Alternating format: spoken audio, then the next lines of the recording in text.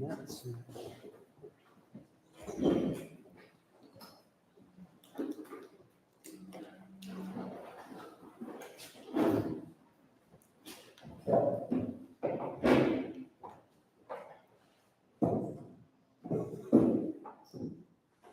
Okay, we're just getting ready to go to the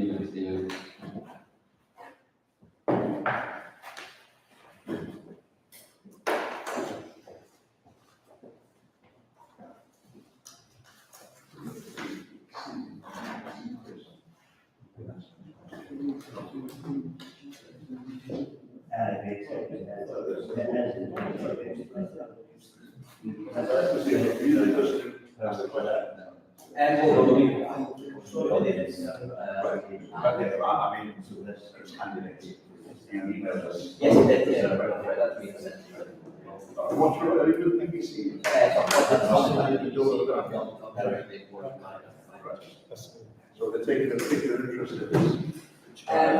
well, yeah,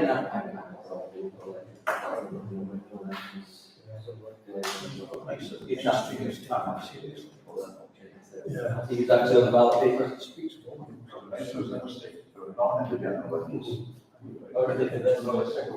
So this not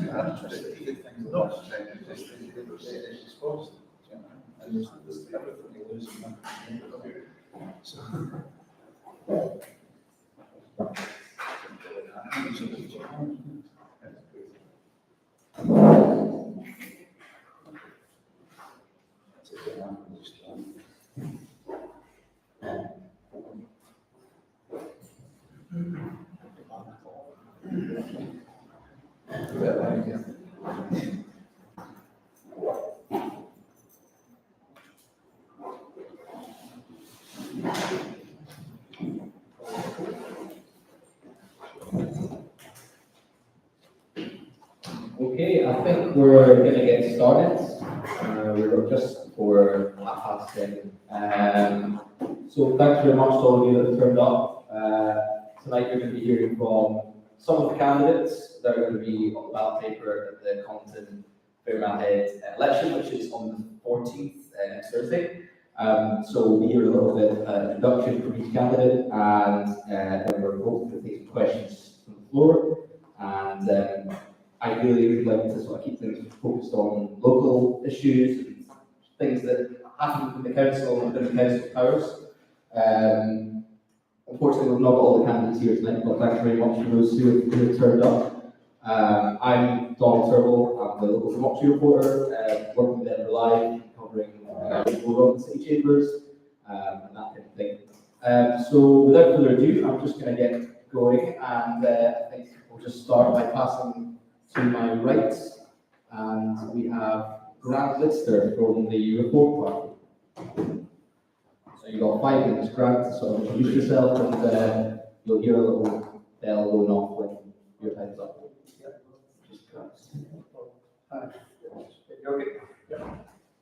Hi, good evening, everybody. My name is Grant Lidster. I'm representing Reform UK, in case anybody didn't know who the present anyway. Just a bit of background myself. It's not been politically based. I've been in pensions for 35 years. I've been in property management for 10 years. And in the last 12 months, 75% of it has been in the city chambers challenging the council to reverse a decision. So common sense and challenging the council means that you can get results. And I've encountered Donald a few times there in the chamber trying to get council to reverse decisions. So that's my background, that's who I am. Enough of me. Now it's time for reform in Edinburgh. Reform needs to be in Edinburgh, and Edinburgh needs reformed. Even the PM has said as much. He said the whole country needs reform. Needs reform when he stays down the street. So even he knows that we need reform. We all live and work here in Scotland, and we're all fed up with the way politics is done here, both in Holyrood and in local council. I'm sure everybody agrees with that. I need your assistance to take control of all our lives back from the professional politicians and return it to the people. Citizens are sovereign and government is their servant. Absolutely. Local council setup is dysfunctional, to say the best. Local council structure is not efficient. Local decision making is laboured and not cost effective. Put simply, taxpayers are being robbed and not getting value for money from council. That's the way I see it. Too many outsourced private contractors who quite frankly rip off council and know they can get away with it. Poor standards, zero quality, no quality controls. Prime example of why our roads are in such a mess. Schools, hospitals, doctors' surgeries, police are all public sectors, they're all in disarray with the same root cause, and that's money. Obviously, there's not enough money. But I actually split money into three areas. Budgets, distributions, and waste. We'll talk on waste in a wee while, I'll come back to that, or mismanagement that I like to call it. Obviously, anyone watching the recent Chancellor's budget horror show, you would surely made up your minds that Labour is now unelectable across large swathes of the whole of Britain. It cannot be, it's not popular with anyone. Labour has betrayed working people, pensioners, savers, and us all with their socialist measures. And that's why Edinburgh needs reform. We can focus back to the waste, which I mentioned earlier. Nationally at Westminster, locally at Holyrood, and of course in City Chambers. I believe there's a lot of blind leading the blind and too many Pied Pipers. Governments, both nationally at Westminster and locally at Holyrood, manages the affairs of the nation as well as it can, but does not and should not influence its direction. Finally, Scotland must maintain its rightful place as a full and respected member of the United Kingdom. Thank you.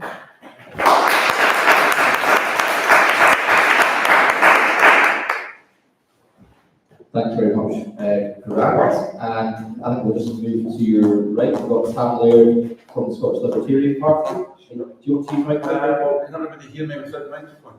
Okay, good. My name's Tam Laird. I'm the candidate for the Scottish Libertarian Party. My basic idea to come here is just to make people aware of exactly what libertarianism is and how it's different. I'm here. This is probably my, 6th or 7th council election. For a job, I'm a cleaner, not in a mafia sense, so actually clean. I don't own my own company, I work for somebody else. My main concerns with the council is, believe it or not, I think it's far too centralised. We need subsidiarity, we need to get powers from the main city council out to community councils so that local people can make real decisions themselves without having to defer to the council for everything. There's too much corruption, there's not enough transparency. You should not need to make a freedom of information request to find out exactly what the council's up to. If I was a member of the council, I would make sure that everybody within reason knew exactly who the decision makers were, and exactly what decisions they made, why they made them, and how much it's going to cost. I don't particularly think that government works very well in any capacity. I think that people work better themselves and make decisions for themselves locally. I think government, whether it's local government or national government, is a giant waste of money. I think at the end of the day, and I speak for myself here, you as well put an empty chair in the chambers as a politician. There's no particular reason to vote for me or anybody here, because at the end of the day, whatever decision we make when we're in power, if we get it wrong, nothing bad's going to happen to us. The worst that's going to happen is you're going to vote us out at the next election. And that's no real accountability. The only thing I would say is, whoever you vote for, my advice for what it's worth, is don't necessarily need to vote for me, but vote for somebody who's here, one of the independent candidates. Because if you vote for the mainstream parties who are conspicuous by their absence here tonight, I think that shows what contempt the mainstream parties hold the electorate. I think you'd be better off voting for one of the independents here as them, because otherwise it's just going to be more of the same. So that's all I'm going to say. Thanks. Thanks very much, Sam. I've just been reminded of the other candidates. We are streaming on YouTube tonight, so maybe the sound will be better if we use the microphone. Though it's crackling a little bit, but I'll pass it to you, Mark. So we've got Mark Wilkinson next, and you are independent. You can explain. I'll explain, yeah.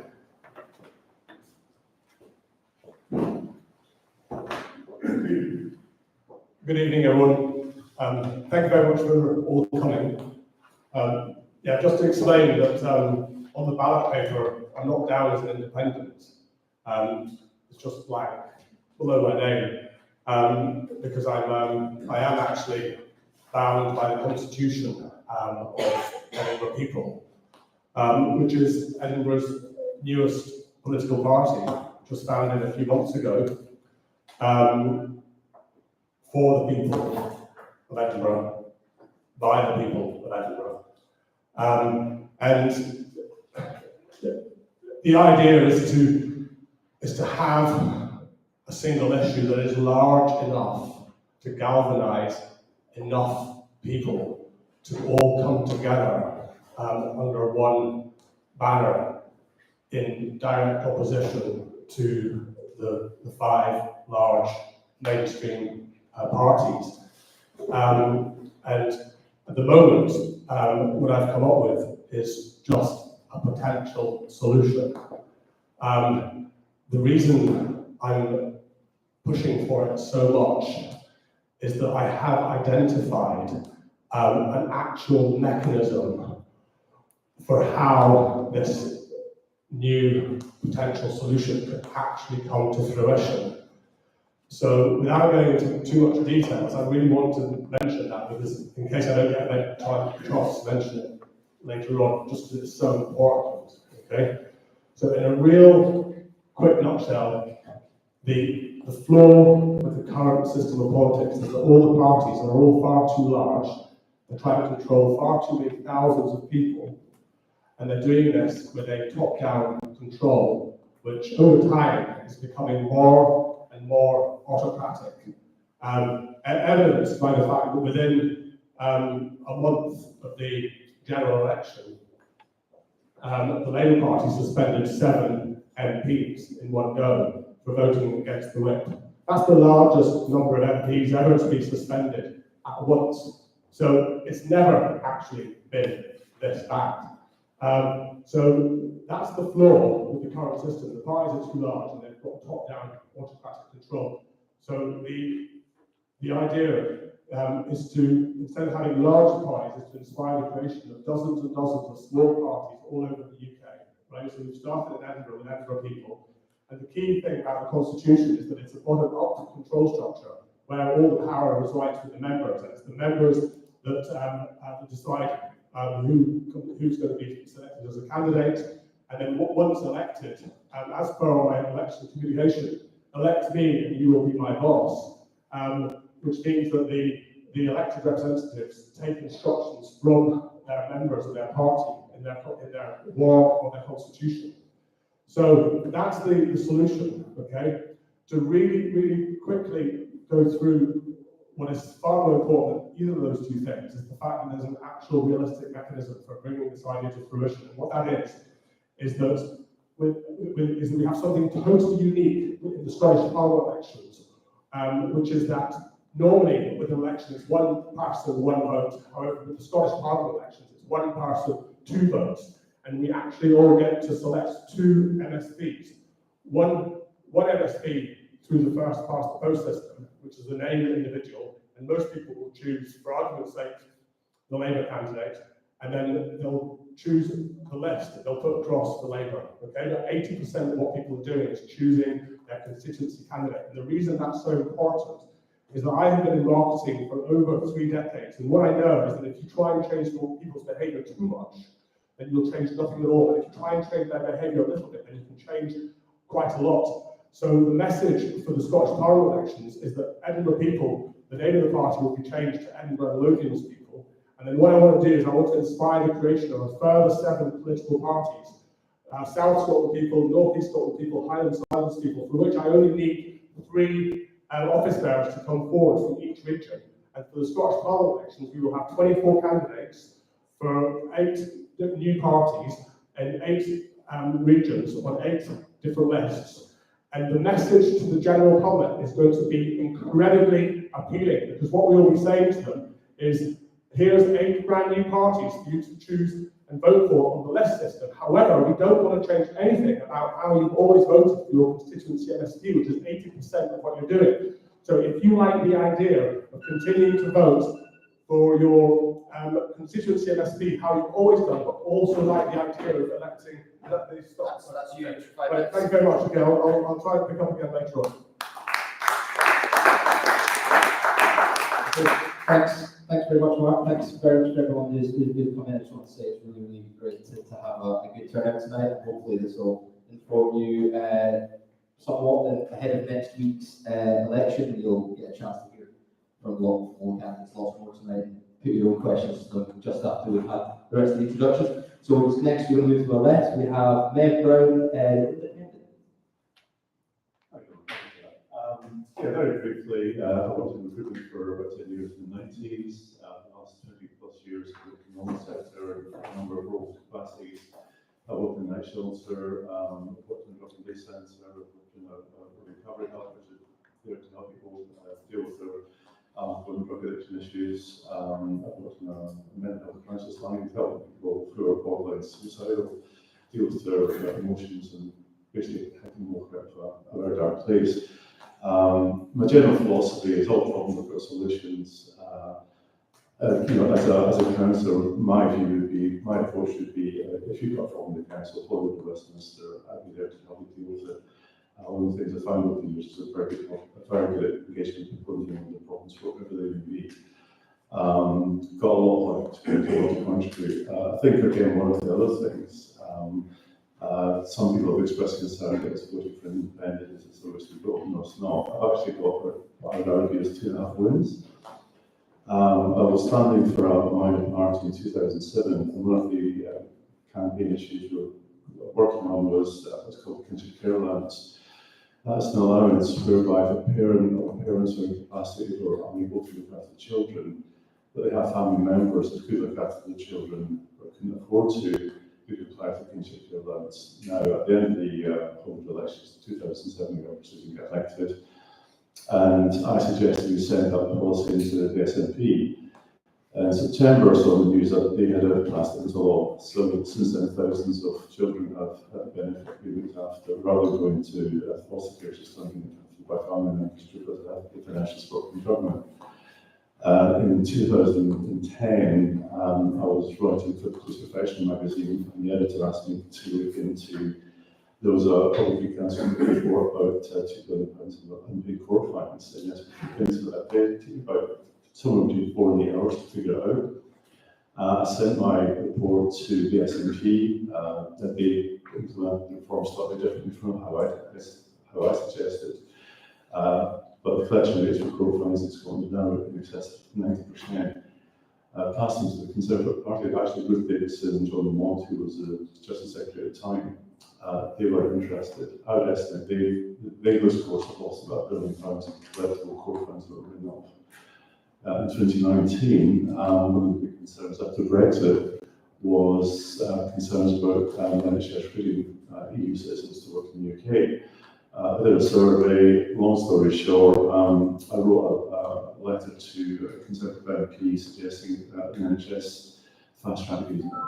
They passed it into law in 2020, and more interestingly, the Labour government has cut the fees down to about £500. Again, it just goes back to my view that all problems got solutions, and I'm very good solving problems. And whatever the issues in this ward are, I'm work towards dealing with them. The most common issue that I've been hearing about is potholes. I spoke to a civil engineer about that, and he said the main problem with potholes is inadequate foundations. If you look at where the potholes are in the ward, they're mostly at junctions and bus stops. We have stationary heavy vehicles, and that damages foundations. When the council do repairs, they need to put in adequate foundations, fix them once, job done, taking the works. It's about the council, they're better at creating problems than solving them. And I think you just need some fresh thinking, some new blood, and people that can actually solve problems rather than create them. Thank you.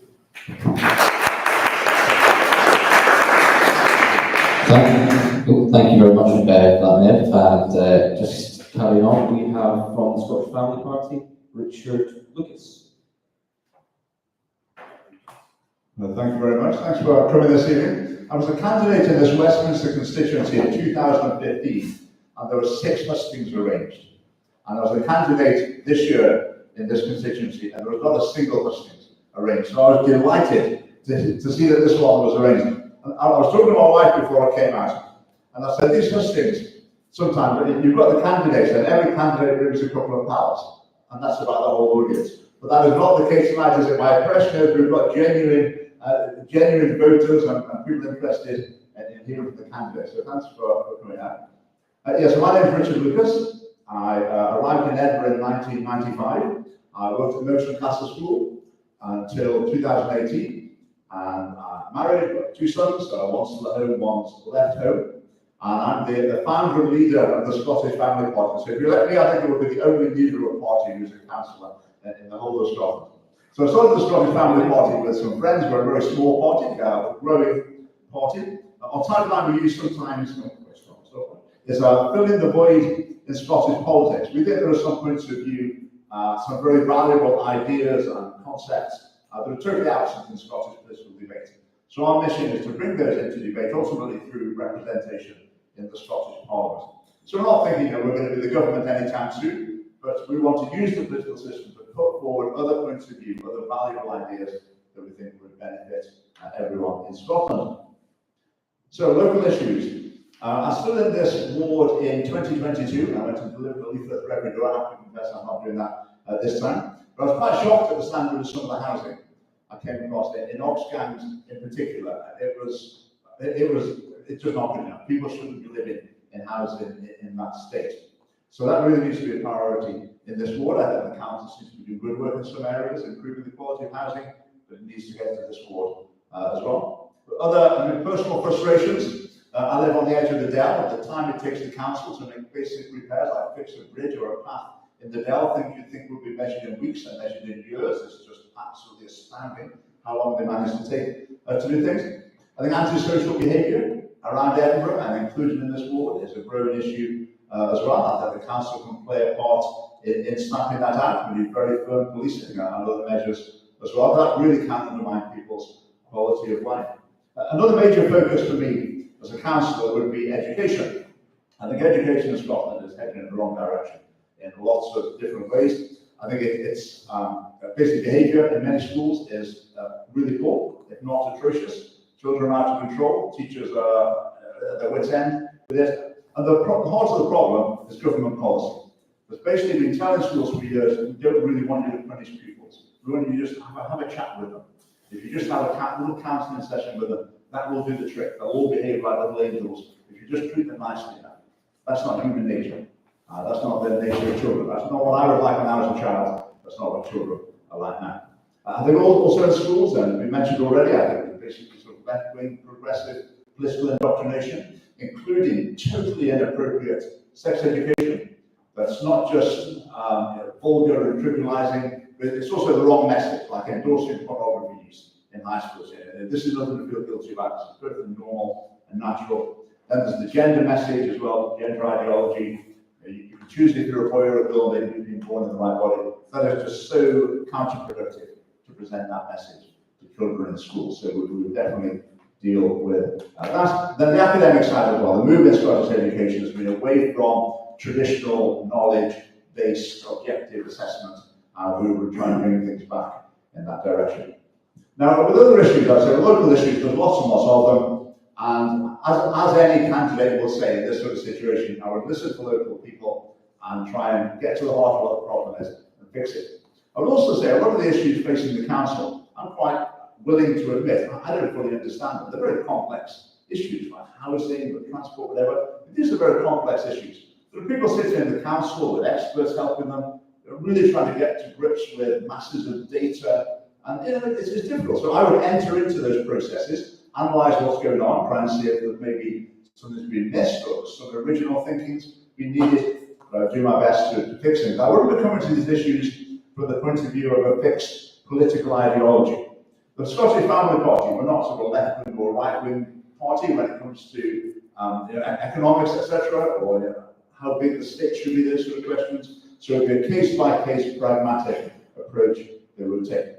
Now, it's been emphasised to stick to local issues, and I think that's a very valid point to make. But obviously, in a local election, part of what you do in voting for a candidate is you're endorsing a party, and that then carries forward to national elections as well. So I think as the Scottish Family Party, we stand for some unique and very important issues, and so your vote would also register as an endorsement of those policies as well, which I might mention. Thank you.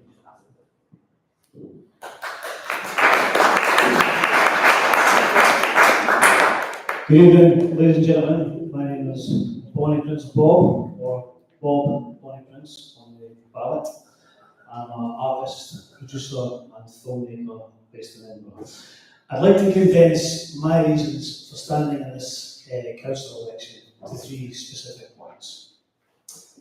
Edinburgh is a city that has been systematically stripped of its identity and connections to its long-term residents by party political bureaucrats. What we now have is a city that has been largely sold from under the feet of the very people who for generations have lived, worked and loved in their hometown. The disregard now displayed to Edinburgh residents by this city council, especially those in the schemes, is contemptible. Edinburgh has been relentlessly marketed at our expense, and none of those rewards have found their way back to the taxpaying communities who built this town in the first place, in my opinion. Put simply, we didn't elect these people to do what they have done. When I accuse the city's administration of acts of civic vandalism, I don't use those terms lightly. I genuinely believe that what has been done in Edinburgh is criminal. This is a by-election to elect a single council candidate, a single councillor. And it's fair to say that the ability of any representative of this ward to address the significant crises that are currently facing Edinburgh will be limited. That said, I believe that the Ward 8 residents have a unique opportunity to send a message on behalf of the whole city to the impostors currently sitting in the city chambers. And that message would be one of rejection and resistance. Rejection to the current, I would call them cross-party civic vandals who have annexed the city centre in the interests of tourism and commercial interests at the expense of the indigenous population, and to these same crooks who have allowed Edinburgh to be disfigured and exploited by corrupt property developers and predatory international capital interests, basically. Of course, I would be delighted to represent this ward and deliver that message to the council. But whoever you vote for in this by-election, this by-election should signal the beginning of Edinburgh's liberation from the suffocating party political monopoly on local government. That's the main problem that we have, is party politics and local government. We need to get political parties out of our local government. Finally, I'd like to take this opportunity to make one very specific plea to voters in this room this evening and anyone online who's watching this. Today is the 397th day in the slaughter of Palestinians by the Zionist fascists in Gaza. And whilst none of the major parties have an acceptable policy on Gaza, the Labour Party lead the government and the Labour Party lead the council. Keir Starmer's refusal to stop arms sales to Israel, to cease the supply of weapons used to murder, maim, and annihilate all French and all people in Gaza is an affront to humanity. And I put it to you that it is therefore unconscionable for anyone to cast a vote for Sheila Gilmore and her genocide complicit Labour Party. That's my opinion.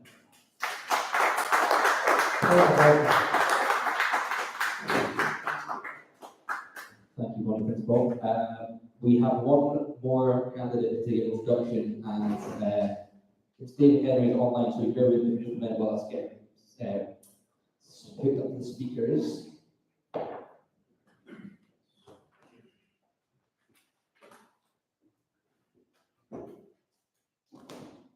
What's your point of order? What is he going to say about it? Your name is sorry, I don't want your name. We'll get a chance to have more discussion in a little while. David, can you hear me?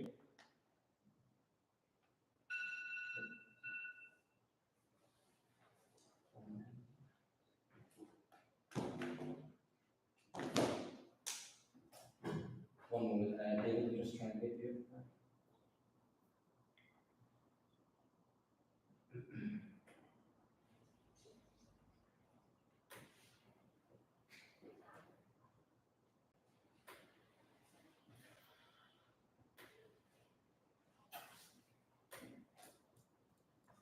Is that a good David? Hello, it's cyclist calling.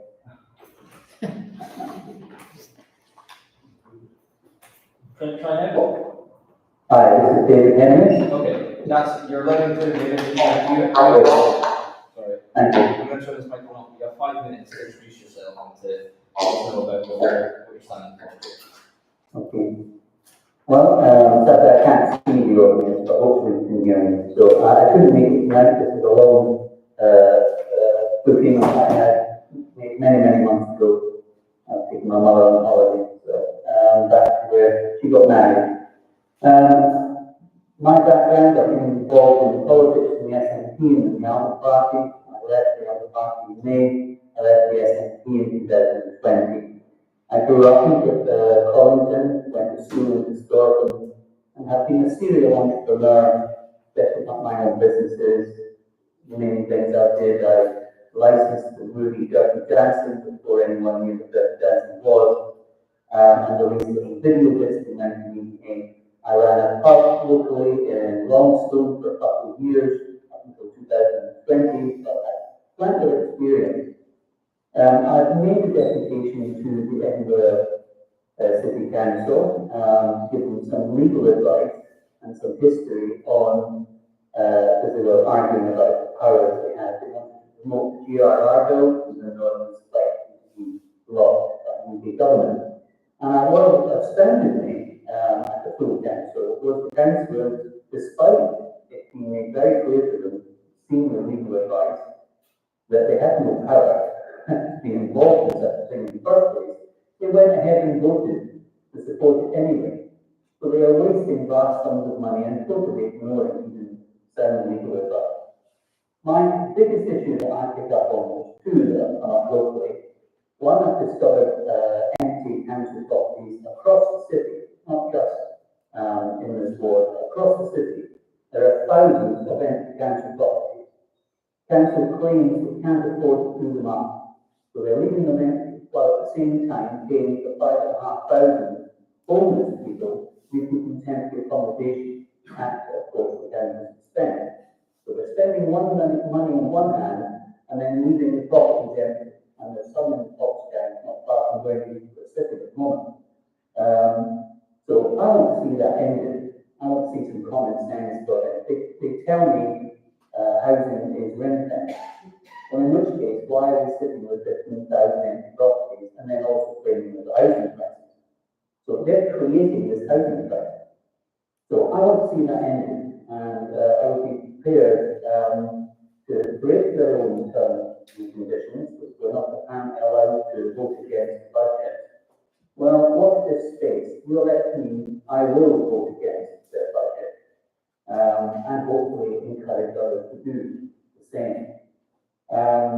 Because I think some of the things that have been said already by a number of the other speakers is absolutely true. The council is wasting vast sums of your money, doing really ridiculous things, patching potholes, when in fact what's really needed is the whole road is needed to be resurfaced. And by patching it, costs actually more money in the end than actually repairing the whole road. And you never stop having to patch. So they're making decisions, short-term decisions with long-term costs. That needs to come to an end. Independent candidates are not held hostage by their political parties because they don't have a political party to answer to. The only person I will answer to is the voters and the constituents in the ward.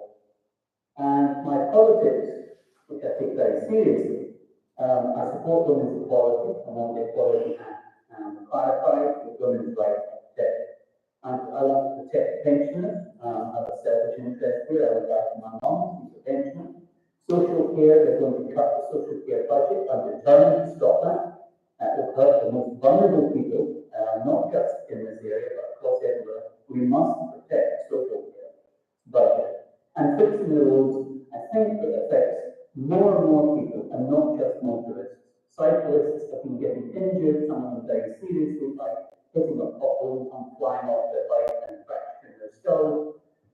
So it's way beyond ignoring it and patching roads. We need a proper deal with the council, and we need to know that we mean business. So we've got 3 councillors for this area. I would like to be one of them. That's all I really, and I'm more than happy to answer questions.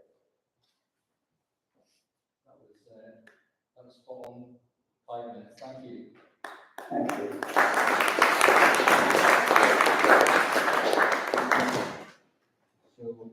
So thanks very much, everyone, for your introductions. What's going to happen now is going to open up the floor now to some questions. I'd really like to get through as many as we can. So I'm going to ask the candidates if you can give your answer within 1 minute each. And as I say, it'll be really good to, we've only got just under an hour left, so it'll be really great to focus on a range of local issues, but I'll leave it up to the audience in terms of what you're going to ask. So you can either shout it out or you can talk and speak to it in the microphone. So yeah, we'll just have yourself first, sir. Thank you very much, Mr. Chairman. I'm going back to the reason why I raised my hand for a point of order. And forgive me, sir, I didn't catch your name. Well, I humbly put it to you that this meeting here is not the forum for the subject. Sir, we have a question. This is for questions. Do you have a question? I have a question. Okay, well, can you please ask the question? But I'm addressing a point of order. Okay. And I would like a ruling on this point of order. We're not a council meeting, this is a hustings, so it gives a point of order. Excuse me, I would really like it if we could just keep this to a question and an answer. So can you please ask your question? Okay. To the Can you tell me, sir, what you intend to gain for this locality with all the local issues that this locality? I think it's evident by the May I response of the people. May I finish? You can finish. Can you please tell me what you intend to gain with this viewpoint about a subject which is absolutely nothing? How's it nothing to do with? How's it nothing to do with? It has nothing Okay, to do sorry, with I'm not- people. I'm not getting an ideological debate, we can have it after. Let the people ask. Forgive me. Sorry. We're here to discuss local issues, Okay. Sir. not I don't ideological. know who represents. Will you stop interrupting? Excuse me, folks. You are here to serve us. You are here to serve Okay, us. okay, Will you let me sir, answer sir, my question? sir, please, I'm gonna have to ask you to leave. You're not gonna. You're asking me. No, I'm not asking you. I'm just saying that we're going to limit time, and I really want to get through some questions. Do you have a question for I have a all? question. Do you have a question for If all? I'm not interrupted, I'd like it answered. And do you have, is it for all the candidates? Because I'd like to hear from all. Okay, you please ask I that. raised the point of order. Okay, no, you ask the question for every candidate, please. Yes, it's the same question. Okay, I can you want please to take know what you're going to do for the locality here. I'm asking you what you're going to do for the local residents. Okay. What I'm trying to understand is how this positioning that you have put across is relevant. Sorry, no, I'm not having a back and forth. So the question is, what would you do for the local residents? That's your question. Okay, what are you going to do for the local Okay, residents? we'll come around. I'm going to pass it to who we heard from first. Grant Lister from the Reform Party. So the question is, what would you do for the local residents? Yeah, I think what we've been hearing locally all the way around, everybody's on the roads and the schools, the hospitals, everybody's got the same thing, the same problems, man. It's how you fix the money. This is going back to council, how they use the money. There's money there, but it has to be used wisely, not getting spent on idiot things like the net zero. Complete insanity, waste of money. Complete waste of money. When you're only looking at very small percentages of carbonisation in the air. The Earth's protected by various structures from the sun. The Earth can protect itself. The emissions don't even get through there. This LEZ and CPZ that council introduced, I'm now in a CPZ area and I have to apply for it, but it's a cash cow. LEZ and CPZ is a cash cow making up for lost funds, and we're better spending the money at schools and fixing roads.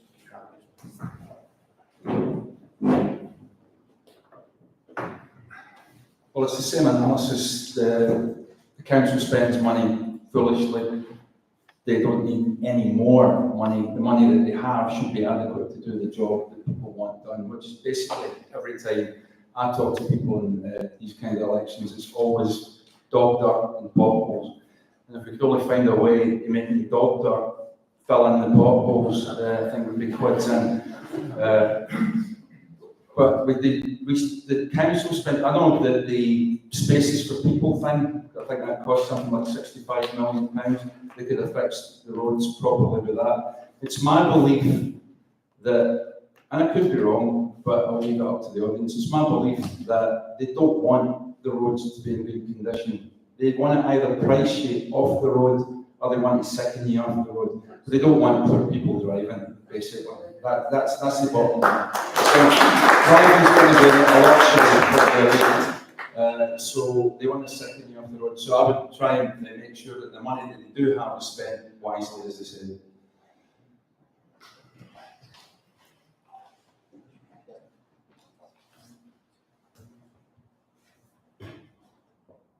I'm going to answer this question slightly differently, just from the point of view of the fact that I have managed already in March 2024, managed to persuade an entire group of the Green group of councillors to lodge an amendment to the planning law. So it was myself that drafted the amendment that was required, and I galvanised over 250 people to email their respective councillors, and I went with the residents and had meetings with their councillors. And unfortunately, the amendment wasn't voted through, right?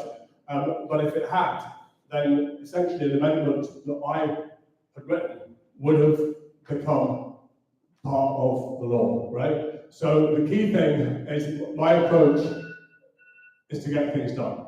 Thank you. What was your amendment? I don't think I forgot to answer. I'll tell you later. As I said in the introduction, if you have a problem with council, you come to me and have been very best to get it solved. We've got a very good track record of doing that. Beyond that, if I can't solve it personally, I'll find somebody that can.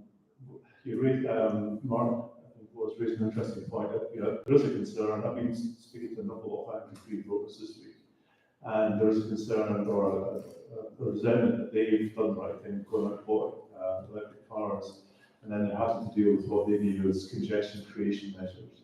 So I think it was a concern that the council based track roads car drivers off the road, so I make life as difficult as possible, whether it be not fixing potholes, or implementing these congestion creation measures. And it's brewing on a lot of green voters.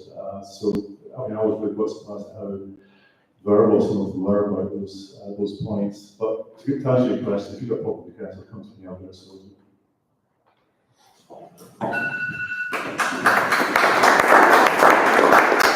Well, thank you. There's been quite a few mentions about money, how money is spent, and that's a really important part, obviously, of running the council. I think councils tend to go for short-term projects.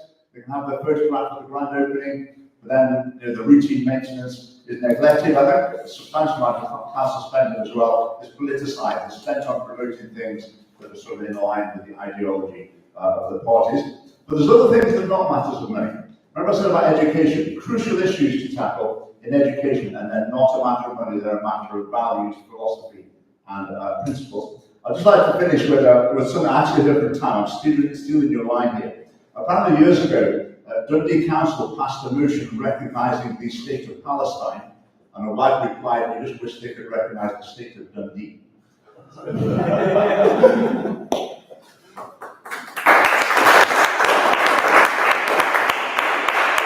I also think the issue with making it difficult for people to enter the town with their vehicles and making it exclusive is a problem. So relax the orange measures in some way so that people will be able to access the town if they've not got really compliant vehicles. And I also think that some of the tourist tax money should be diverted back into community centres and stuff. We saw the trouble that we've had in the city the last 2 nights with the fireworks and the youth that are kind of obviously, there's a lot of youth that seem to be not much to do, so I think there needs to be a bit more investment from the council into the communities and give the young people stuff to do so that they're not putting fireworks in people's letterbox, basically.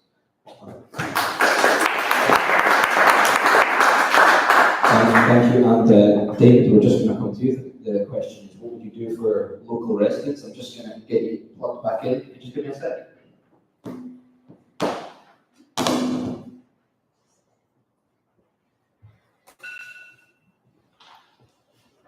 Okay, you should be good to go. Got 1 minute. Oh, sorry. That's like you.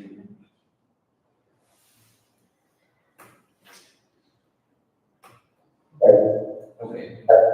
Okay, can you hear me now? Yeah, on you go. Perfect. So the first thing I would do for local residents is, one, that would be holding regular meetings and drawing. I'm very good at detail, legislation, etc. So I think I'm going to be able to force the council to do what it's actually statutorily required to do, not been doing. These empty properties that I found, and the fact that there's 15,000 empty across Edinburgh, they seem to be, they need to be brought back into use. That money could then be used to help the local communities. So it's a virtuous circle, and that's not what's happening. They're deliberately not repairing them. They're leaving them empty, while at the same time they're paying that money. To give you an example, while being out campaigning, if any of you have had my leaflets, but I delivered it, I delivered about 6,000 of them.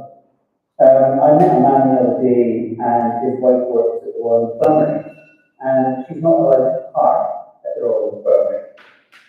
He had written to the Labour MP, he pointed out that the Labour MP won't be able to do anything because, of course, health is devolved. So I put him in touch with his MSP. But this comes back to the fact that the Labour Party did a deal and created that hospital using private finance. So actually the hospital isn't owned by the NHS, it's owned by a private hedge fund with a tax haven. So I would do my... I'll just have to ask you that part, if that's okay. Sure. So I've already given an example of the type of thing I'm going to do for local constituents. We need to force the council to do what it should be doing and looking after the local community. Thank you.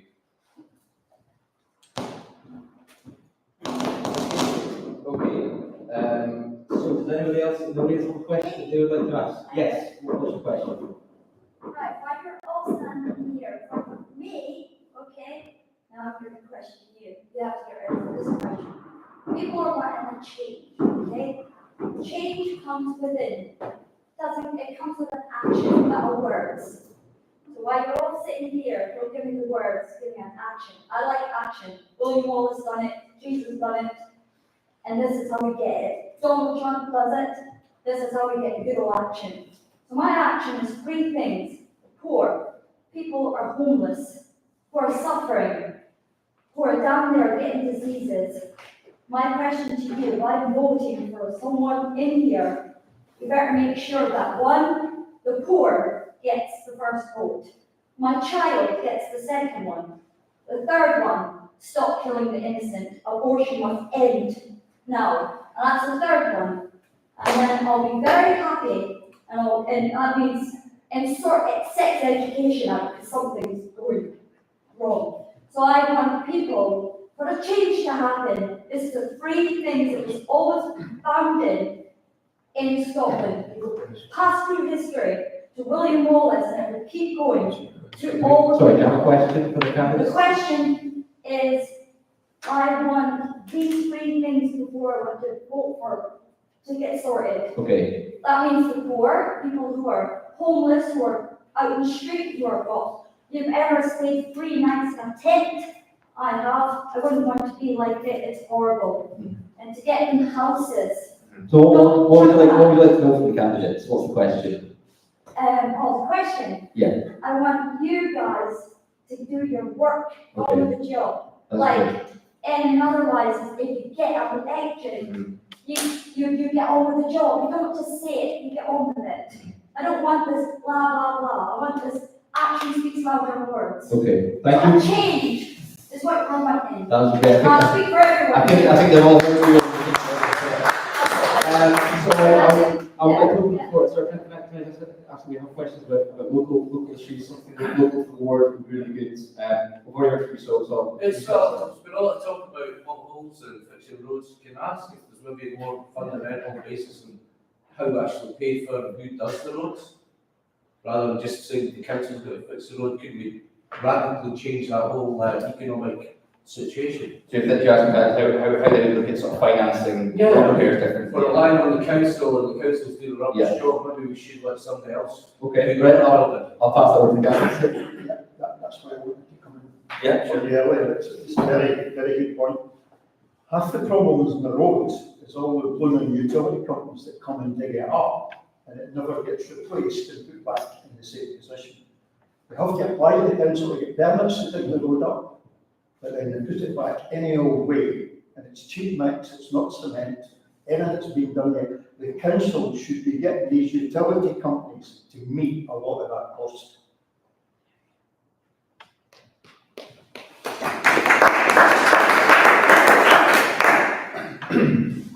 Well, ditto, the council should be making sure that the utility companies are indeed paying their fair share of costs. But again, what I said at the start, if we can get it out of the hands of the centre, the city chambers, and get it into local, into community councils, what's the point of giving 10 grand, 100 grand to government for in vain hope that it's going to spend £10,000 what it's supposed to do? Why not crowdfund it in your own community and choose your own utility companies and choose your own people that you want to fix the roads and get it done cheaper?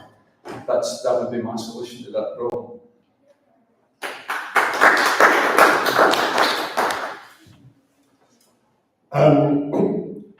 Irrespective of which way it's funded, there's always going to be a finite amount of funds. So my approach would be to involve the entirety of the Edinburgh community and to essentially kind of have a voting system on choosing which roads are most important to be resurfaced completely, and most importantly, to make sure the foundations are built properly to last 100 years, just like all the cobbled streets. I live around the corner from Marchmont, and what I've noticed is that maybe we should go back to cobbling the streets, because these streets seem to last 100 years. Sorry? There's not cobbles, there's sets. Sets, right, okay. So my input would be to at least, whichever way it's funded, prioritise the streets that people then most wanted to be prioritised.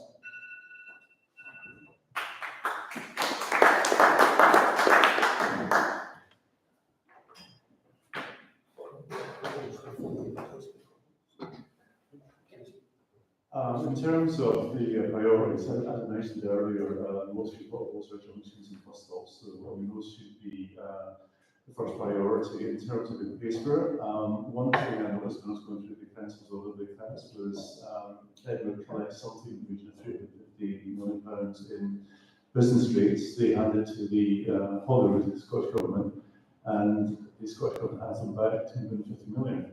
So my question is, why are we getting £100 million less from the Scottish Government than we handle?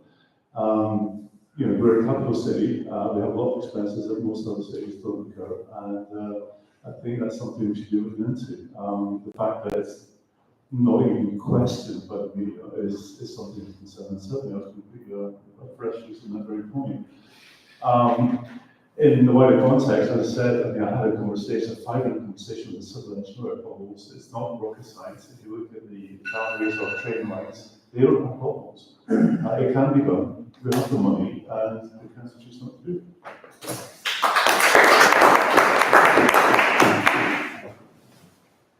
Well, thank you. I'd like to respond to the questions of the lady. I think she might have just slipped away now, actually. I think they are relevant to local politics. I think it's very unfortunate that those questions were dismissed.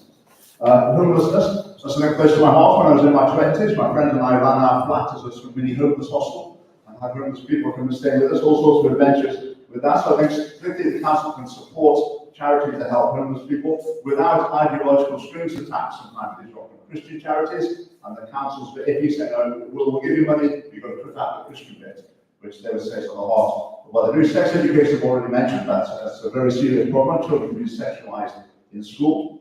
We would stop it. The last issue you mentioned was abortion. Now, at a local level, that's relevant to education. The Scottish Government's curriculum is to teach children that if you become pregnant, you've got 3 options. You can have the baby, you can put it up for adoption, you can have an abortion. No moral questions, you just got to take your pick with those 3 options. But I would say there are very serious moral questions, and young people should be made aware of them in school. The issue of the roads in Edinburgh and the worst that they've ever been is ideological, it's deliberate. They've deliberately created a hostile environment for vehicles. They don't want people driving vehicles in the city. You look at the waste of money that they've used with suspects to put these cycle tracks in everywhere that costed millions and millions of pounds. You're lucky if you see 2, if you look at Melbourne Test, you're lucky if you see 2 bikes in an entire day on that. I think it's about £20 million spent on one street. It's a total disgrace, and that's why you should vote for an independent and try to undermine the party political structure. That's one of the main reasons why, as Tam Blair says, I would advocate, you've got to break this party political monopoly of the council. This is the problem that you've got. Because such it's the Scottish Government that are behind this. These are, I would refer to as eco-zealots, they've got their ideological cranks, as far as I'm concerned. But if you look at the impositions and the roadblocks and the way that they're designed, they deliberately want to they don't want people driving vehicles in the city. And this is killing businesses. This is destroying businesses in the city. So I would oppose that if I was elected to the council.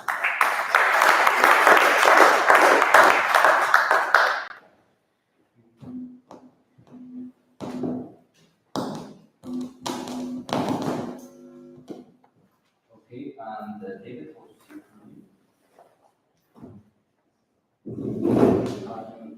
sorry, I'll say to one sponsor.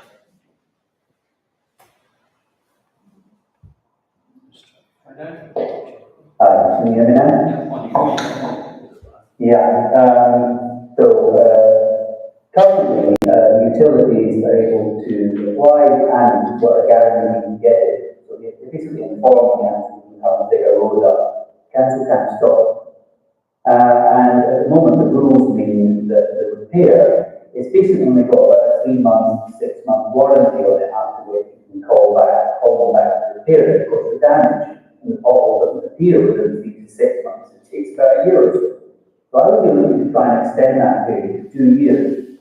Therefore, it's going to start costing the utilities a hell of a lot more money when they have to come back and fix it properly. There was a scheme that was tried with the SNP a couple of years ago. They wanted them all to work together along with the council, but it didn't come to anything. And I just had my road, Market Road, has been redone after 40 years, and it's wonderful. Guess what happened? They just come and took up the pavement from the electricity board. So the road's being repaired, and now we have road work, all the brand new roads trying to repair the pavement. So it's happening everywhere. Yeah, so that's what I think.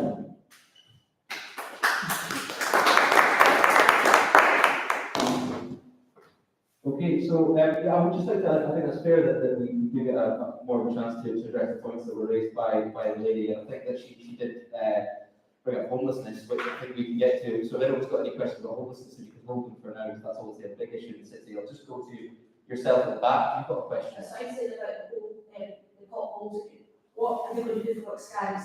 What are you guys going to do for Oxgangs? So specifically, you want to know what they're doing for this neighbourhood? This is part of the Colinton, Fairmilehead, Oxgangs. What are you going to do for us?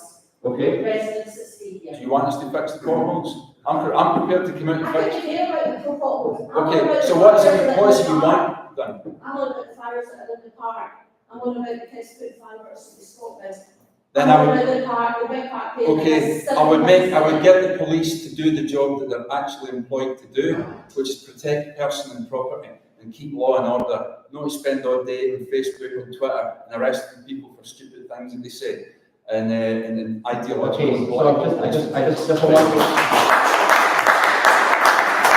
just want to make sure we're giving each candidate equal time. So your question is what you would do for the Oxgangs community. Yeah, because it's used to be For Colinton, for Fairmilehead. community safety. So you want to. Then there was Colinton and Fairmilehead. So you feel that we're going to hear. Oxgangs is part of the Colinton Yeah. Fairmilehead. Okay. I'll pass you. Obviously, if I'm elected, I will have 2 sessions here weekly. So I'll be here on site listening to eyes and ears. I don't know all the local problems. I've got a good record of getting things done. I will listen and I will deliver.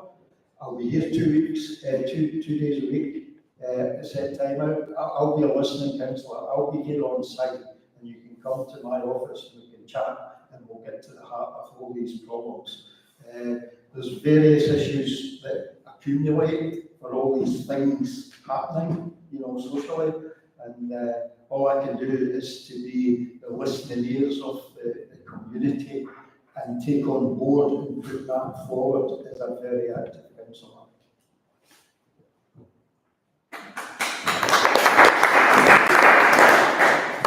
I think I've said that everybody heard what I said, basically, make the police concentrate on the job that they're paid to do, which is concentrate on person, and property and law and order, and get political police and ideological police out of the free.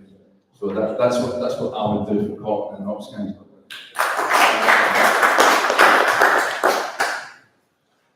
So you're very right. I was very, very surprised that the name of the ward doesn't include Oxgangs.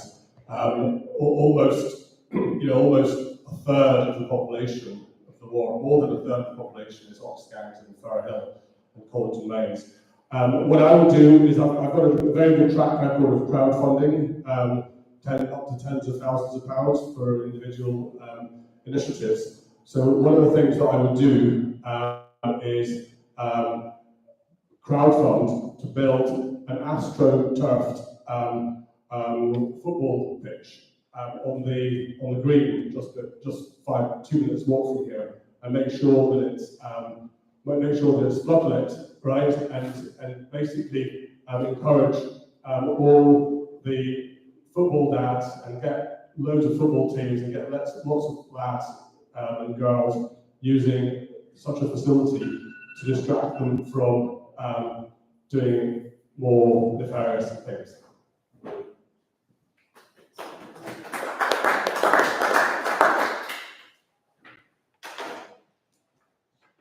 One of the things I've been looking at is the police. If everybody's had the leaflet yet or already, one of the things I mentioned is that your average Scottish police officer puts 1.5 English hours a year. That's 1 every 8 months. When I talk to police officers off the record, they describe themselves as uniformed tax collectors, uniformed social workers, uniformed taxi drivers, uniformed babysitters, uniformed name it. My concern, and I voiced this to police officers in the area, is law and order is not top my priority. And they said that's not necessarily, that's the reality. The police are in crisis, and it's a lot a lot of what he's referred to do has got nothing to do with law and order. So I think that's a real issue. Again, when I have had dealings with young offenders, they have no fear for law at all. There's no consequences. So that's something that needs to be looked at. This was a real issue, and law and order is a real issue. We need effective deterrence, effective remedies that changes young adults' behaviours. And obviously, alternative activities is a big issue, and beyond that, I think Edinburgh's budget is about £2.5 billion. Totally got the money.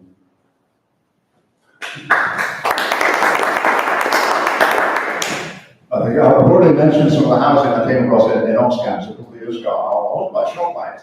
The people were living in those conditions in a developed country, so that really needs to be a priority.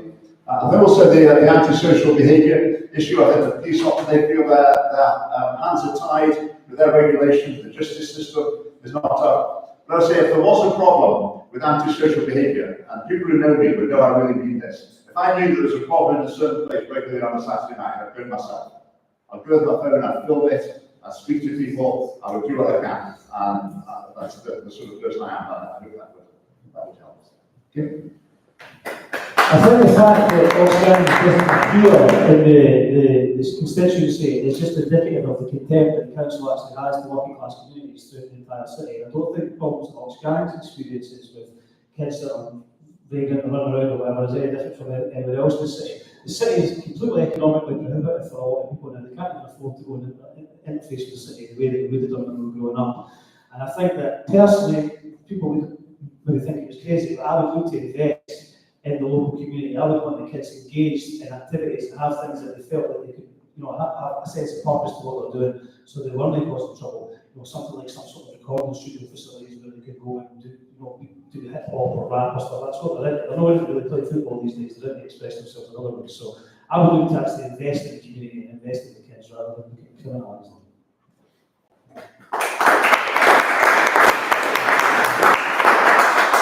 Thank you. I'll just go to Dean.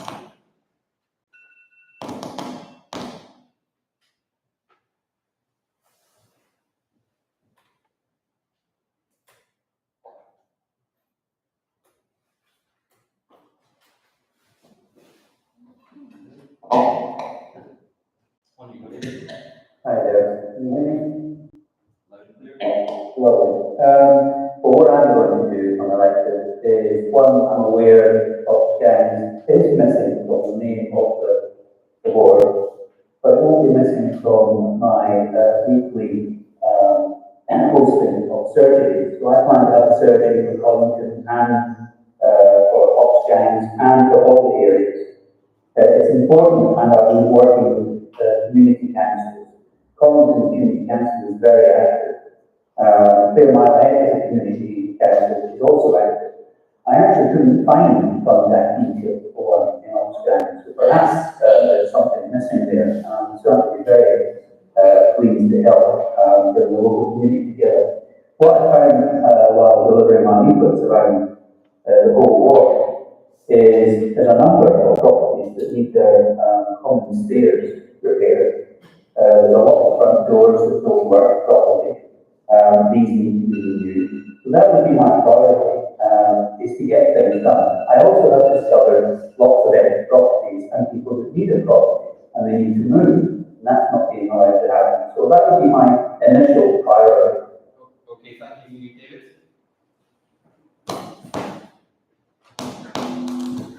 So we have time for a couple more questions. Yep, yourself, sir? Yeah, I hate to be a little bit cynical, but you are going to be, if you're elected, you're going to be one independent councillor out of about 60. All the things you're saying you're going to get done, you will not be able to get done. You wouldn't be in charge of the budget, you wouldn't be part of a coalition, you'll just be there. So one of the things, the only thing you probably can be is a voice. Now, working as a teacher, I was disappointed during lockdown that when we went back to school, we had to wear masks. I don't know if everyone here will agree with me, but by that time we went back to school in August of 2020, we knew that most of these children were not going to be affected by COVID to any great extent. But for 2 years, we wore masks and went through this ludicrous kind of kabuki theatre of being in classrooms, we're all wearing these ineffective masks. For what purpose? I saw kids get more disengaged from school, they got quieter, they retreated for 2 years, I only saw a pair of eyes. Now, people might have different opinions, but to me, the whole thing lacked any common sense was ridiculous. Correct. Not. I should have stood for election.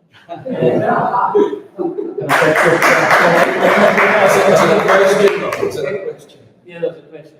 So what would have been great is if one person had enough courage to say, look, this is ridiculous.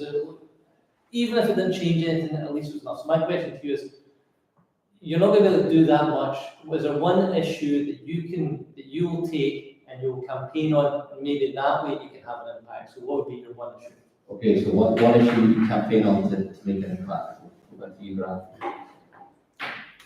On the schools, Any issue? well, you're saying there's independent, I mean, I'm from a part of mainstream party here, so we will have the. You don't want to. I'm only one person in Edinburgh, but the party is growing, and we're certainly on the same wavelength as what you said with the schools. I appreciate all the stuff that teachers did. It was a nightmare 2 years. It's like 2 years lost for everybody, and that's the problem with the country at the moment. We've still got this, people who are used to working from home, you can't get them back in the workplace. You can't get them there 100% of the time now. They want to work 2 days from home, 3 days from home. Until you get everybody back to what it was like before COVID, the economy would then recover 100% more quicker than it is. I witnessed that. I was in an office and seen it, and you have Zoom calls and all that. And they're sitting with their jammies on in the morning at 10 in the morning when you zoom round, take the camera away from the heads and zoom down. So the same effort, COVID created a lot of issues. People need to get back in the workplace and the offices 100%. None of us 2-3 days a week. I know the circumstances for families and young kids, there's exceptions, but people that can get to the workplace should get into the workplace. And I really feel sorry for kids that have lost 2 years education, and it's probably shown in some of the attainment results, and that needs to be better.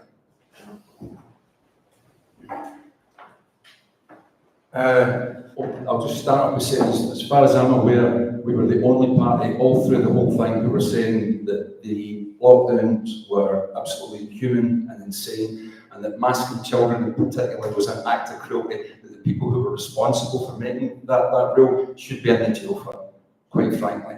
So that's, and of course it's got a knock-on effect. Of course it's affected children. But the main thing I think I would try and concentrate on the council is to try to get council to sell land that is sitting on land banking to try and get housing built on it. The solution to the housing problem, a solution to the homeless problem, is to build more houses and more properties. The only way to do that is to get rid of, is to sell council land, get council properties that are lying empty, either sold or get people in them, living in them. So that's the one thing I would really try. Get rid of zoning laws and help me out here, what can I HMO? HMO. At least suspend it for 5 years, HMO laws, so that we can actually get people housed and make it cheaper.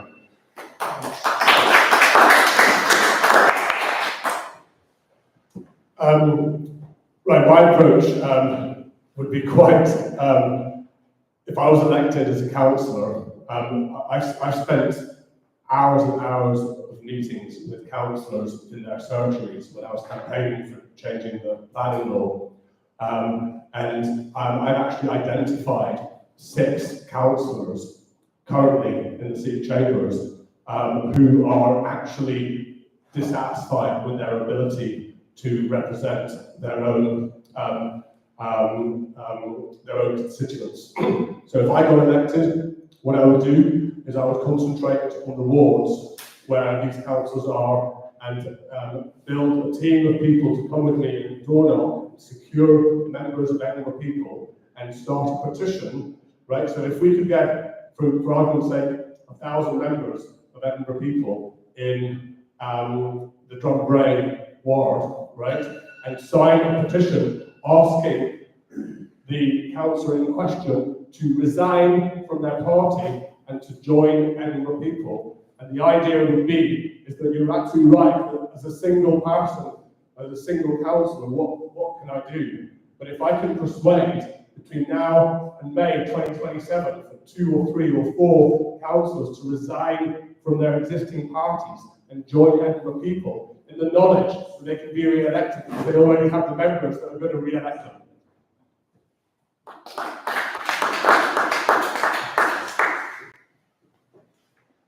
I think, there's so many things you would like to do, but certainly being a councillor, you are in a leadership role. One of the things that really comes first to mind is how you engage with young adults, basically teenagers who've got challenging behaviour. I saw a report that the number of incidents in Scottish schools between 2018 and 2023 at 97,000, and in the last year-over-year increase was 53% increase. The youth levels in age of young adults, there was a decrease of 80%. How you engage with young adults does make a difference. They do respond to positive role models, and how they see a lot more of that kind of engagement with young adults to keep them out of trouble and get them straight path.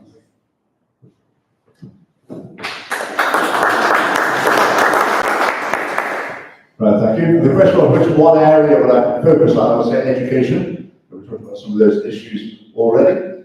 Now, what could you do as a single councillor among all the other massive councillors? Well, one might hope that if you have the best idea, that maybe they will adopt it. That's probably unrealistic. That's probably not going to happen. But the council will be dominated by groupthink, I would imagine. But one of the things I think I would certainly be able to do as a councillor would be to expose what was going on in the council. I would be producing YouTube videos routinely showing, I think in some cases, incompetence, in some cases corruption. And I think the more widely known that is, the better. I have to confess, I don't follow local politics particularly closely. I think people in general might find it a bit boring. But I think if the things that were going on were presented to people in a way that was quite shocking, interesting, whatever, then that could be a real bonus to local democracy. So I would try to do that. We have a housing crisis in Edinburgh, and I think that's what I would have to focus on. And I think one of the things I'm trying to do is, gain public support to have these student properties. If they're going to have so many student properties, I want these student flat builders to have to build social houses. And I think that for the student dwelling that there is, they should have to build 2 social houses or similar somewhere else in the city, so that we can address that problem. And similar to Tam in some respects, what he was saying, I think we should have an audit and find out which buildings and which property and assets are in the common good fund and the council own. And perhaps we could liquidate some of those assets and use them for housing or something. I wouldn't be opposed to that, So I think housing would be my number 1 priority if I was elected to the council.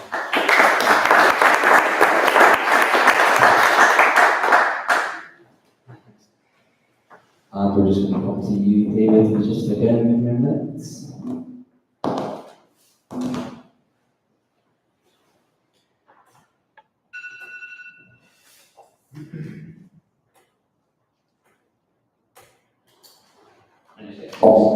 There we go. Yeah, you got it. Yeah, so one thing we would definitely go to do. Number 229 Oxgangs Road, 4 flats are sitting empty. They've been empty for 2 years. I'm going to get them refurbished immediately, some of it's already been done, and get them sort of around there.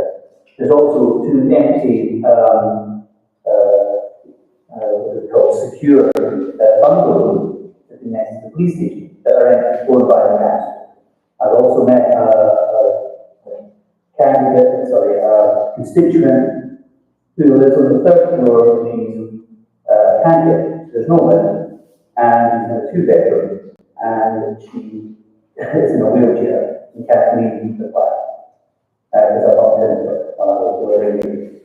So there are clearly problems and clearly some joined up community. So as a local councillor, that is what I'm going to do. I'm going to expose what Edinburgh Council is up to.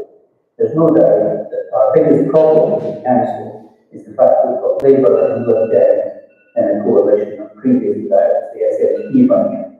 So all the problems were created by those parties, and independent can help start exposing that. Thanks, David.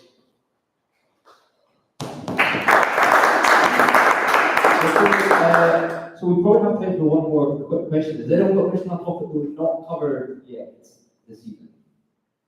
Because, well, there was a bunch that were sent in as well. A lot of them to do with transport.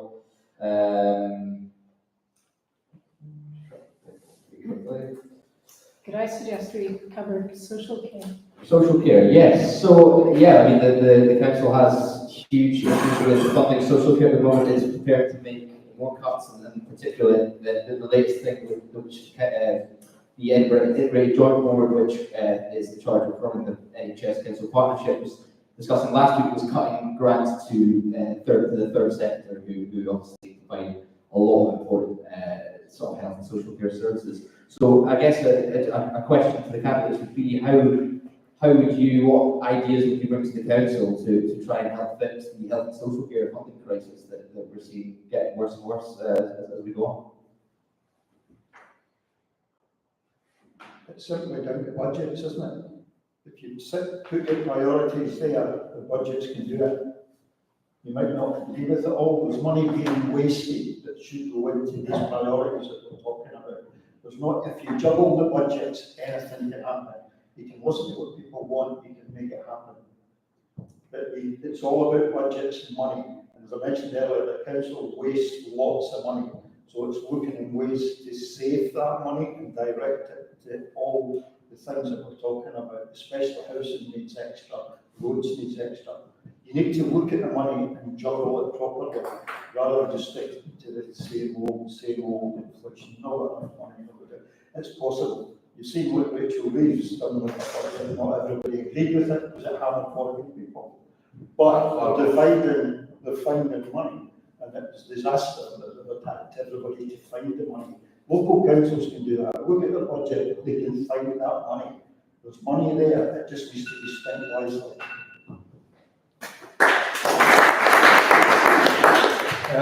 It's not a subject that I know a lot about, so I will just say I've got nothing to add to what the Buster just said there.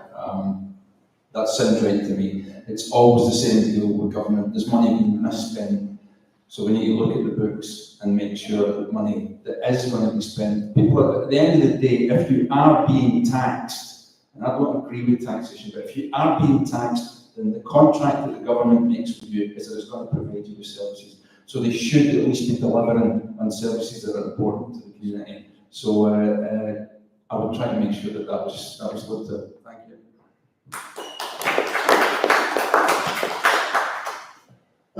Yes, I would prioritise diverting some of the budget that's being spent on other areas to social care, just because that affects so many people's personal livelihoods, and anyone voting on that issue would, if they knew what they had to go through, or some of the people have to go through, then.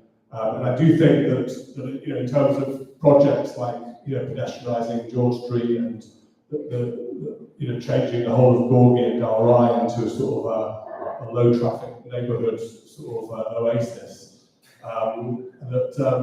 that these infrastructure projects are costing hundreds of thousands, if not millions of pounds, and for what real benefit, when those funds could be diverted to changing the lives of a lot of people, and most importantly, the actual carers that are working for free. I think that one of the ways is to support them.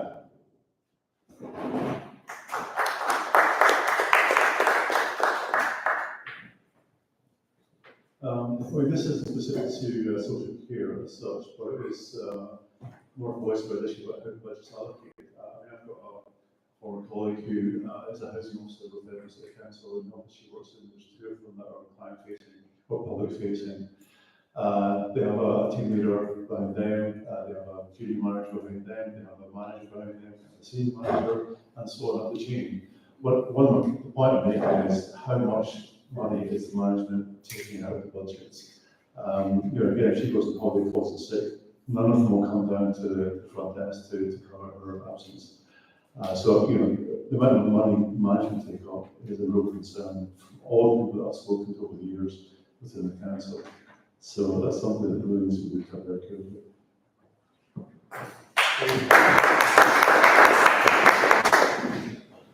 Right, thank you. I think something else has been a touch naive, the fact that there's always money, there's always more money you can find somewhere, make some saving. I mean, this is a huge problem. Care for the elderly is a huge problem. It's probably in the medium term, it's a demographic problem. People are basically not having enough children, there's not going to be enough taxpayers to support an elderly population. As a Scottish Family Party, we've got policies to address that issue. In the shorter term, I think trying to help families to look after their own relatives as well, to try and support them with that is a really valuable thing to do. I think also trying to make it easier for private care companies to offer their service efficiently so that people who can afford it, who want to do that, can take themselves out at the expense of the council. One thing I definitely do not think is a solution to it, that some people I think do, and that is assisted suicide.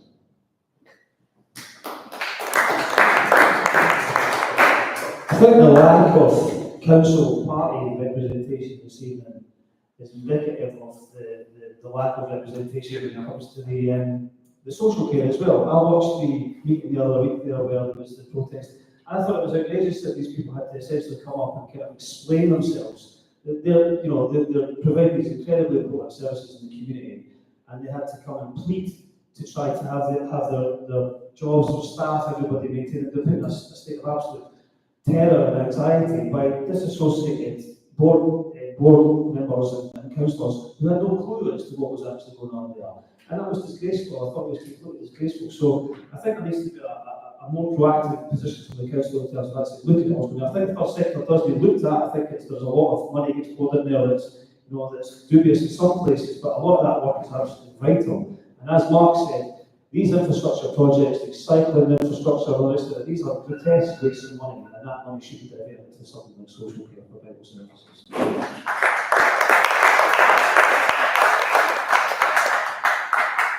And lastly, just going to come to you, David.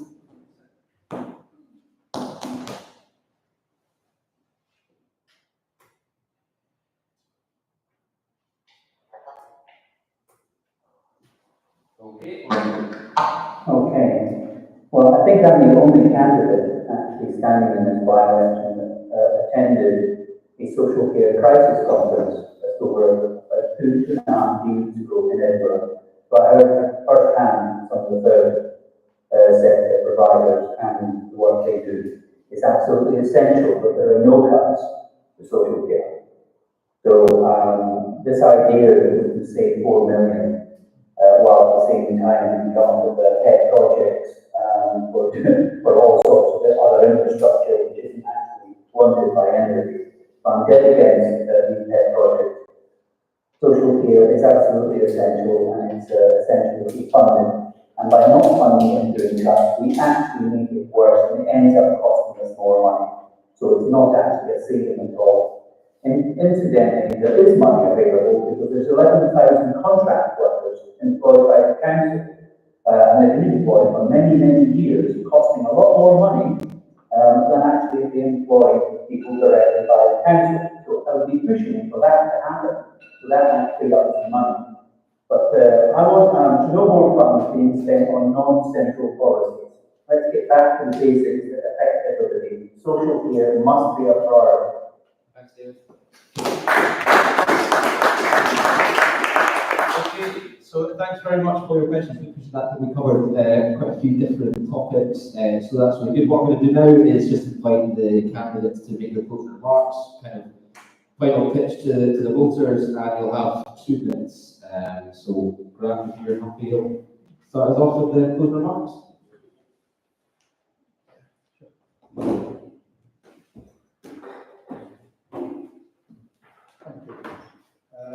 All I can finally say is I need your help to reform the council.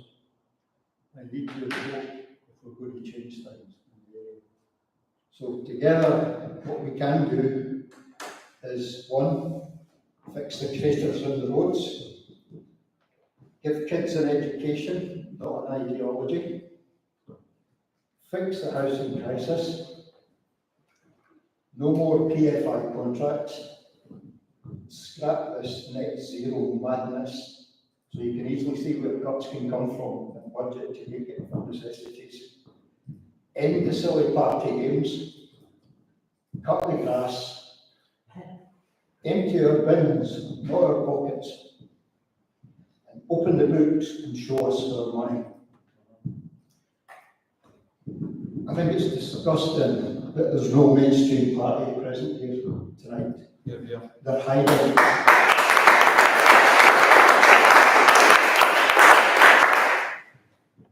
Tories twist the facts, you can't trust them. SNP totally incompetent, can't trust them. Labour, same old, it's not change, you can't trust them. Lib Dems prefer to be known as locally, you can't turn up, you can't trust them. What I can say is, I will listen to anyone and everyone. I will help anyone and everyone. I will tackle all things head on. I will ensure anyone and everyone gets a better deal from Edinburgh Council. Vote Reform, vote Webster. We can and will deliver with your support. Thank you.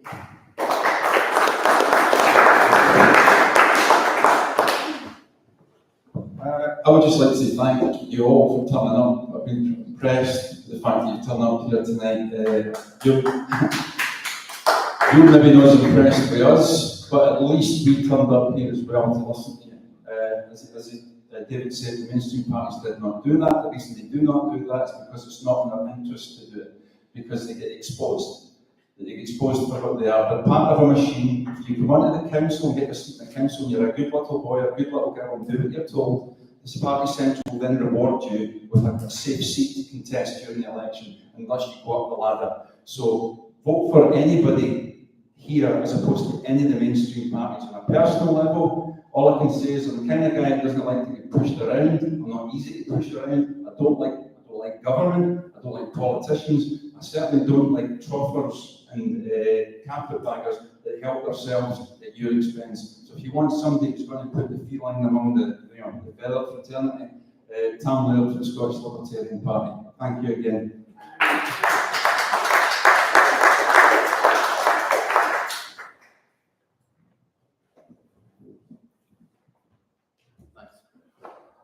Hi, I would like to just say thanks again for everyone turning up, and just really finish off on trying to inspire you guys with the opportunity that I've seen. I wasn't able to finish that point earlier on. So the plan, just so it's clear, the plan is in time for the Scottish Parliament elections is to have 8 new regional political parties throughout Scotland, right?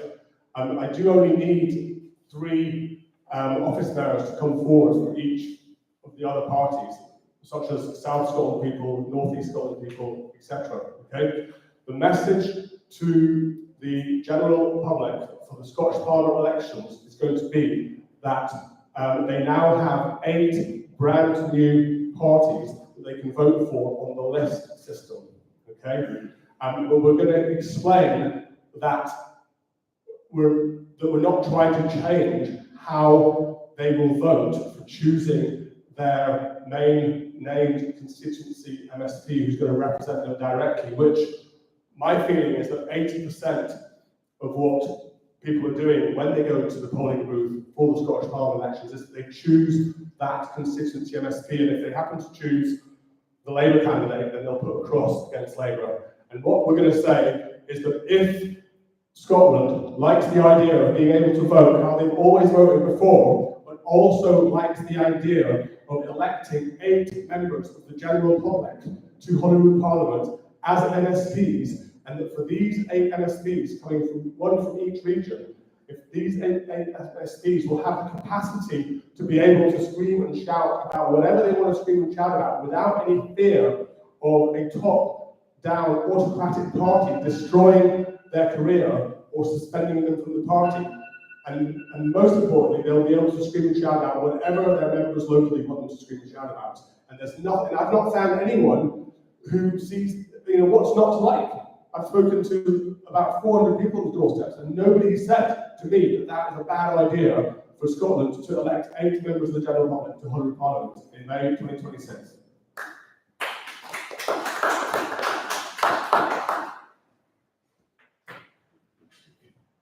I mean, talking to people on the doorstep, one of the questions I asked them is, did you vote in July? And a lot of people say no. You know, if I ask them why not, they give me a laundry list of reasons why no. For those that say they did vote, I asked them how do you feel about the party you voted for in July, and more than half of people roll their eyes, shrug their shoulders, or get the myth. There's a lot of voter disillusionment to the mainstream party at the moment, and I expect that is exactly the reason why they're not here tonight. They do not want to defend the track record. That said, I have found, as I mentioned earlier, I was a key player in getting the kinship care allowance policy passed and so on. I identified the reforms necessary to push criminals to the growth line in Scotland, not in England. These were interested. And I was a key player in identifying the NHS fast track visa in the immigration policy under Boris. I do find, on the whole, politicians are approachable. If you come to them with a good idea, they will look at it very carefully. I am very good at good ideas. I'm very good at solving problems. And if you want to be one thing crystal clear, all of you tonight, if I'm elected, I am on your side. I will do anything to help you deal with any situation in the council or any government plan, whatever it happens to be. Very good at that. Been working with people for 20 years, solving problems, and I've got a lot of experience in that.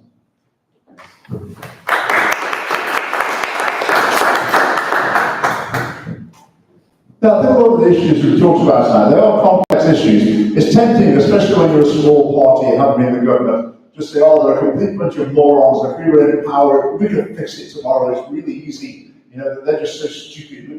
I don't think it's like that. The council is a big, complicated organisation. These are difficult issues. But certainly I would want to go in and do my best to help solve these problems. Now, out of the 12 candidates, would I be the best councillor? To be honest, I'm not quite sure. I'm pretty confident I would be a good councillor. But I can't say I would necessarily be the best, but I think there's other considerations. I'll come on to that last. There's been a lot of talk about money, how to save money, and I'm sure the council does waste a lot of money, but it doesn't grow on trees at the end of the day. There are difficult compromises that have to be made. But the council spends money on politicised projects. The council is more concerned with what some international body thinks than what Mrs. Mackay at number 47 thinks. As far as they're concerned, their mission is to explain to Mrs. Mackay at number 47 what she should really want and what the vision for Edinburgh should actually be. And it's Mrs. Mackay's job to get with the programme and understand what a modern city should look like. I think that certainly needs to be reversed. For all the talk of money, I'll emphasise again that there's some problems that are not a matter of money. It's a matter of values and philosophy. I think that's very neglected in contemporary politics, but that's certainly something I would want to emphasise. So the big point is why they're not here. I find this is routine. It's really difficult to get in the same room as someone from one of the mainstream parties, and they avoid it. Because where they're comfortable in the BBC studio, where all the questions are vetted, and they know that the questions are going to stay on the mainstream issues, nothing's going to be too challenging, and they're comfortable there. When it comes to something like here, a bit more in the raw, then they're not so keen, and they shy away. So as I say, would I be the best councillor out of the 12? I don't know. I'm confident I would be a good one. Got 3 minutes. Was that one morning? 2 minutes each. All right, okay. I've just got a couple of sentences here. Yeah, I think when you vote in a local election, for example, if you vote for the SNP because you think they can fix the potholes, your vote really registers as support for independence as well. That's how people see it. And with the Scottish Family Party, if you vote for me because you think I'm going to be a good councillor, you'll also be registering your support to protect the unborn, for example. So I think in your decision, I would also raise your eyes to the bigger, really crucial moral issues facing us as a nation as well. Thank you.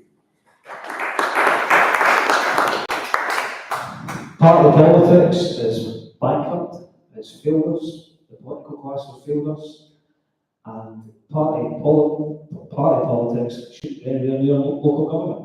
We shouldn't have any party politics in local government. Our councillors are just dogs to the political parties, and that doesn't serve the local people. The councillors that are there, a great many of them have no connection to Edinburgh, and I just find that outrageous. I'm born and bred in this town, I know it like the back of my hand.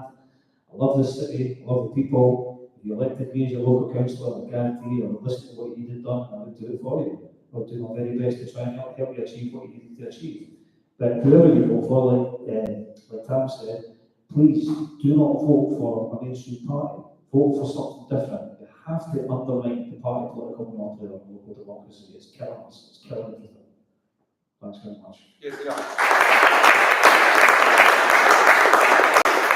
Thank you. And our final closing remarks will come from David Henry. We're just going to do it quick.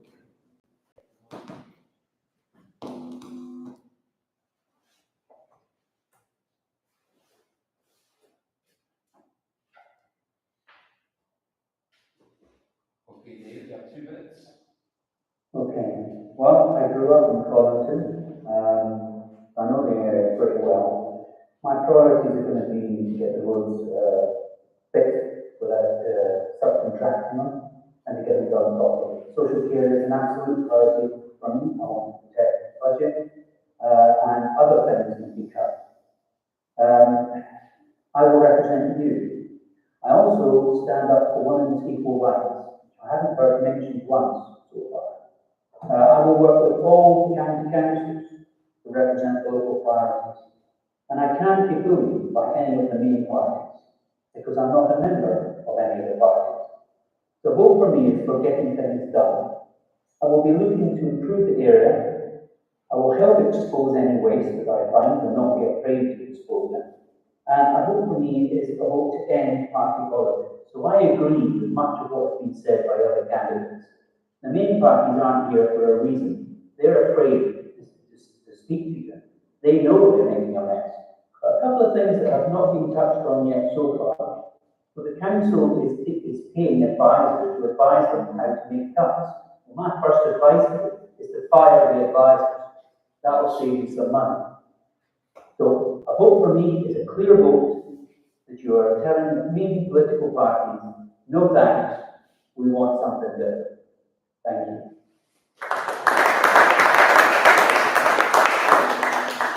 Okay, well, that takes us to the end. I just want to say a really big thanks to all the candidates that have turned up. It's really, really great to give you all the opportunity to question them ahead of next week. Hope you found it useful and get home safe. Thanks very much for joining us.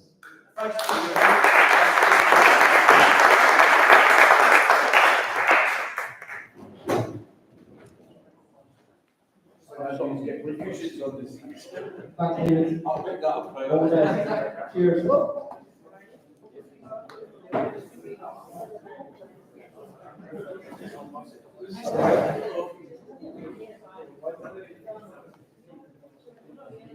Yeah, that's okay. We get we do. Right. Can I get a quick photo of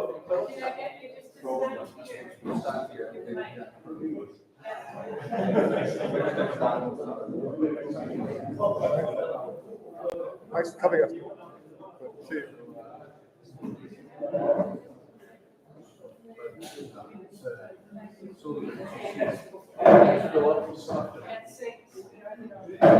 we're doing that.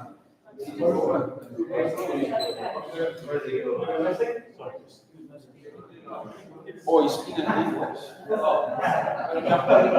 Gareth, the campaign trail for a minute.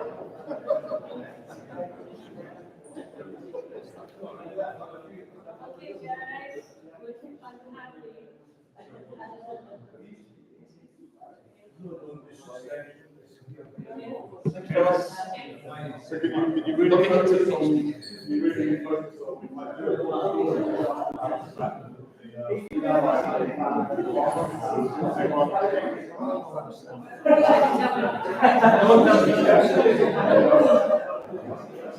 That's the story.